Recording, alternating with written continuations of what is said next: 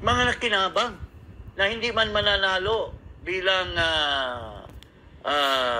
dahil kaya nga nagtampo yung butihing speaker na si Martin Romualdez.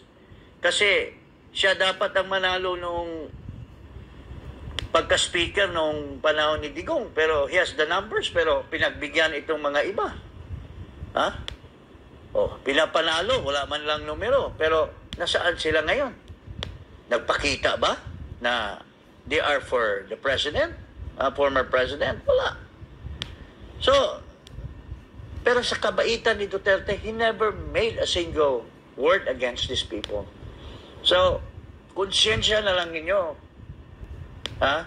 Alam namin, kaming naiwan na loyal kay President Duterte, alam namin kung gaano kayo nakinabang sa administrasyon niya. Pero ngayon, hindi lamang umalis kayo sa kanya, baka karamihan sa inyo, baka trumaydor na kayo sa kanya at iniwan nyo si Pangulong Duterte sa ere. Kaya, nakakawawa si Pangulo. Pero, alam mo, ang Diyos will always be there. Gising ang taong bayan, sir. At gising na, oo. Kilala na yung mga nakikinabang na mga traidor.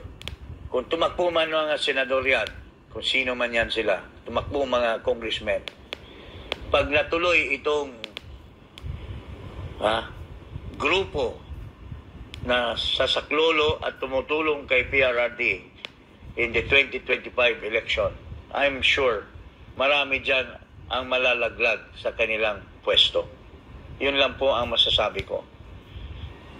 Nakakalungkot, nakaka-bring down na mayroon palang mga ganong mga tao na sobrang nakinabang noong panahon ni Digong, pero sobra namang dumidistansya ngayon. At pinipili nila na manatili sa pwesto and still make money even if they made so much money already during the time of Duterte. Ayun. Ito yata yung tinutumbok ni former Congressman Jing Paras, Attorney Marlon Mamloring, na uri ng mga politiko na ang kanilang mantra ay, in politics, there are no permanent friends or enemies, only permanent interests.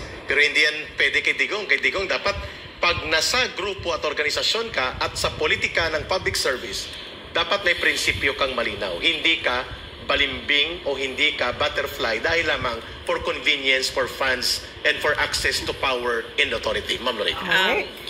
May sinabi kasi si Jing, no, na kawawa si PRRD. I disagree, no. Although no, to be very clear, si Congressman Jing Paras said things and spoke of things that I didn't allow myself to think or even feel, because it hurt too much to see how those who used to be there with the president turned their backs on him, no. But that's politics.